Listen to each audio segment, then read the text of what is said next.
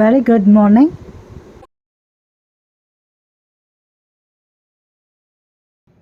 அது ஒரு கோடை நாள். ஒரு நரி மிகவும் பசியுடன் இருந்தது. அது காட்டில் இருந்து கடற்கரை நோக்கி வந்து இங்கும் அங்கும் உணவு தேடியது. அது எதையும் கண்டுபிடிக்க முடிந்தது. அது ஒரு சிறிய நண்டை பார்த்தது. அது சிறிது தயக்கத்துடன் நண்டை பிடித்தது. இது ஒரு சிறிய நண்டு, அது என் வயிற்றை உணரவில்லை. ஆனால் எனக்கு பசிக்கிறது, நான் அதை கொன்று சாப்பிட வேண்டும். பின்னர் நரி நண்டை கொல்லப் போகிறது. அருகிலுள்ள புதரிலிருந்து ஒரு முயல் அந்த வழியாக ஓடியது.